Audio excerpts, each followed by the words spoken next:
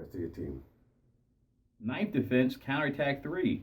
An assassin is behind you with a knife to the side of your throat. Not a good spot to be in. Yet there's always a way. That's what we'll answer in today's video.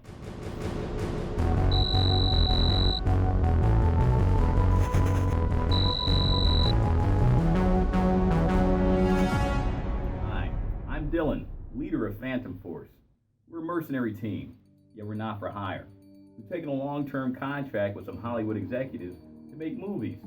They wanted to bring more realism to films, and so did we. So if you love action movies and like to check out some of our work, click on the link below this video to watch some great action movies for free. Enough of that for now. Our team helps military personnel, law enforcement, politicians, and civilians in high-risk areas survive life-threatening situations with proven real-world tactics for real-world situations.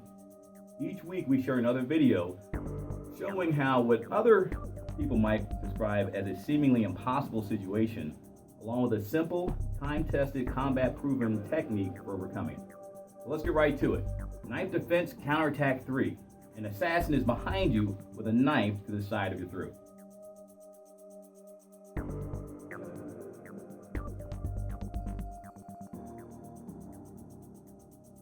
Side note, all the techniques that we share with you are taken from the martial arts system we're trained in, CBT, Commando Battle Tactics.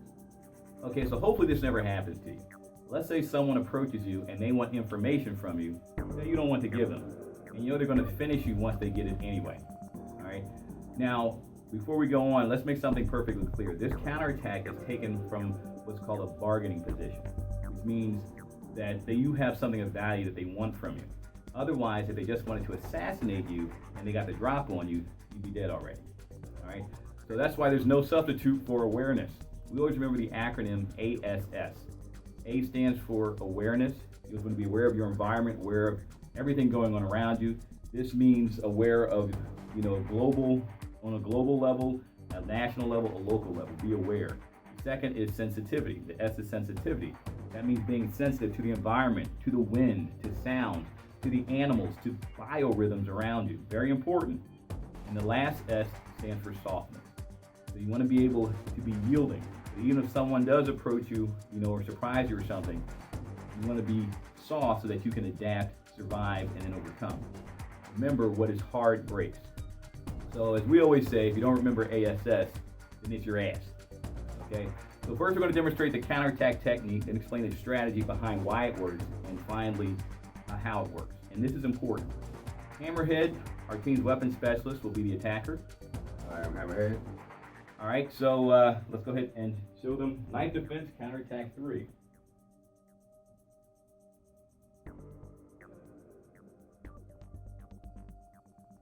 Where's the rest of your team? Okay, you want me to take them to you? Yes.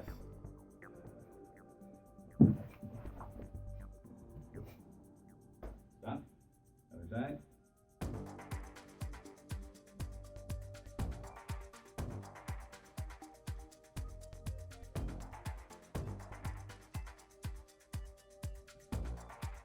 The rest of your team?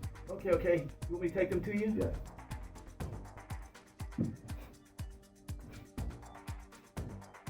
Okay, stop.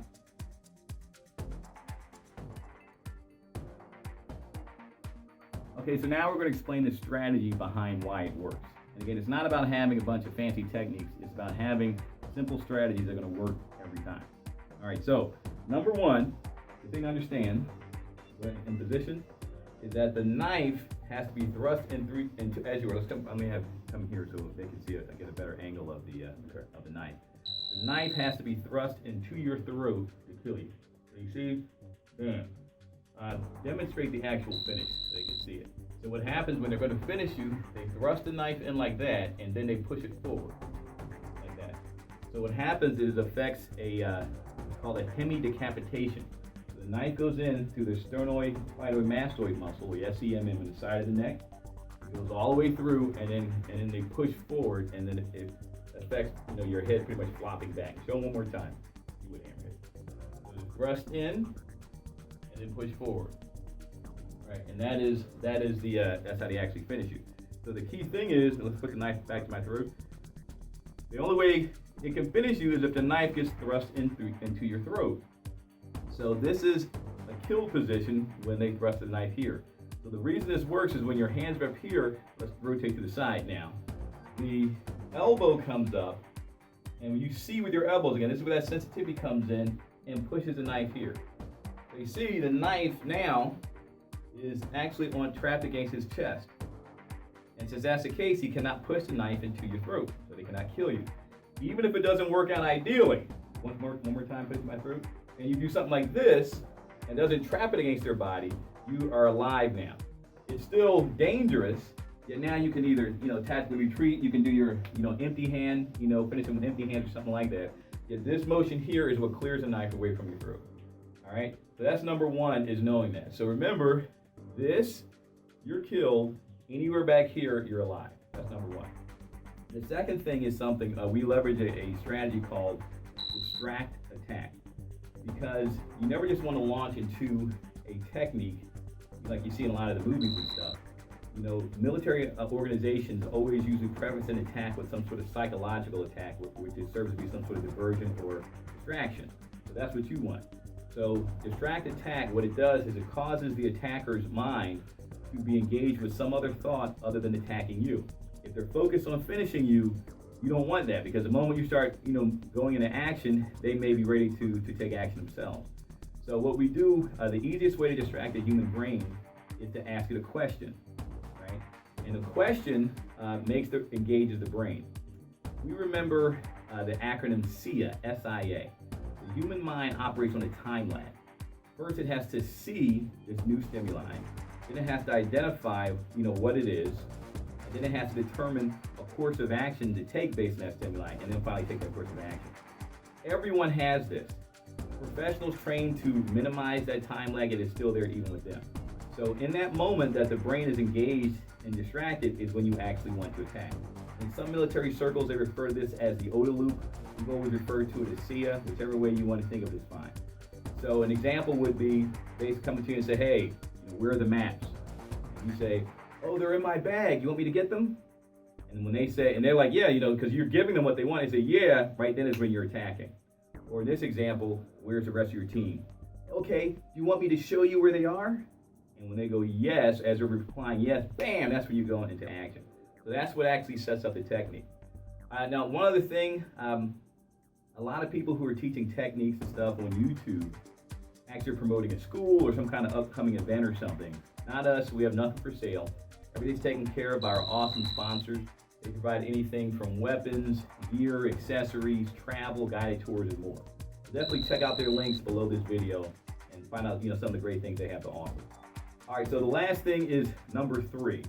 Is actually the key part of this is that you want to trap the knife against their body and then finish them with your natural weapons. Don't be focused on getting the knife, which some people try to do, and try to finish them with the knife. No. Think that you want to trap the knife against their body and then finish them with your natural weapon. So let's go ahead and I'll show you how this works. So again, from this situation, always give them what they want with distract attack. Okay, you want me to show you where they are. Now my elbow is already in position and the knife is on the side of my throat, so I already know exactly where it is. At this point, you raise the elbow and just bring it back like this. And you see, once again, it automatically traps it on his body. The elbow, there are no major arteries or anything flowing along this area.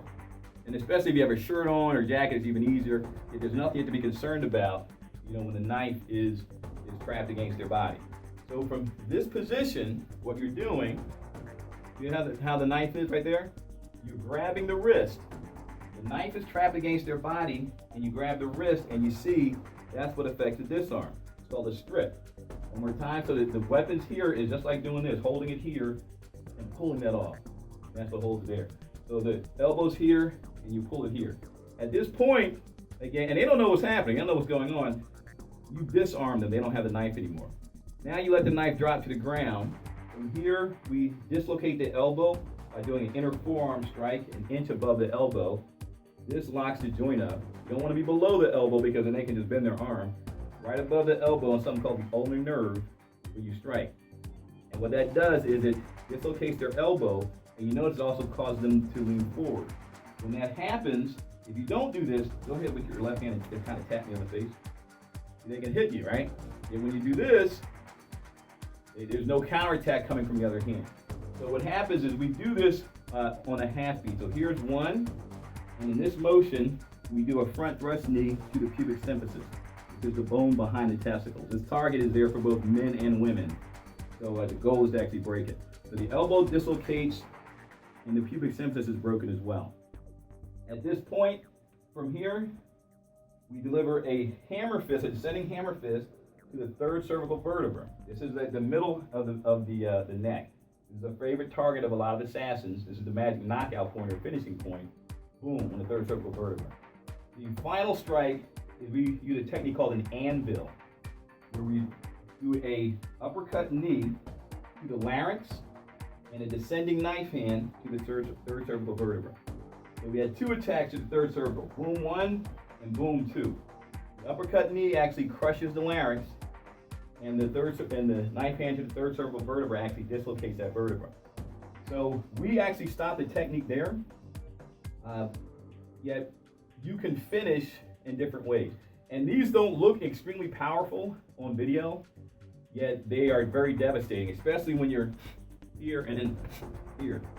And how do the techniques feel when you're actually getting hit with those things? Yeah. All right. Now, one thing is we have people that ask us, what can you do at the end of the technique? Because we always stop the technique there. I'm going to show you one possible variation. There's a lot of things that you actually can do. Let's do the technique one more time for them, and we'll show them the neck dislocation that they can do at the end of it. So again, here, or up here.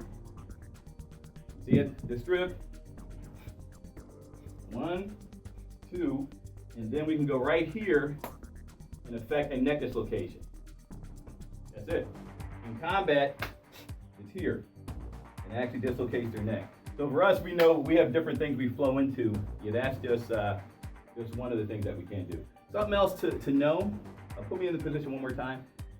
This technique works whether they put the knife here. Again, this is the classic assassination technique. Or whether they use the other one where they put the knife to the kidney, right? So the knife to the kidney, it works the same way. See that? Once again, it's trapped against the body. The strip happens. Boom, boom, boom. Right? So one more time. Then we go to the other side. So even here, again, your elbow, you can see with your elbow. And this is where the sensitivity comes in. Knife is here, you come up. Knife is down, you come in. You see that? And right from there, you see it. Grab the wrist, back the strip. Dislocate, dislocate, or break. Third cervical, and neck dislocation. Okay? Let's do it one more time on the other side, from the other angle. So you can see how this looks. Move your left hand. No, same side, same lead, just a different angle. See how that looks? Here.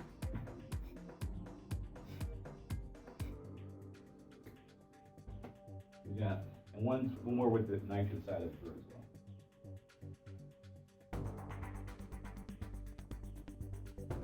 You see the same technique. Instead of going down, you come up with the elbow.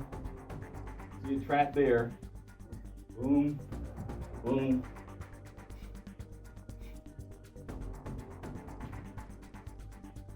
Okay. Now, if you have any questions or comments about today's technique, simply post them in the comments below. Combat Q&A! And now it's time for our segment called Combat Q&A. We actually answer your questions. Here we go. All right. A question from one of our viewers.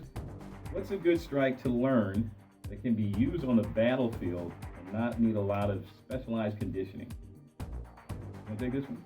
Sure. A technique you can use that doesn't require a lot of specialized training is the palm heel thrust. It's amazingly powerful. Your body and your wrists align to deliver a massive amount of power.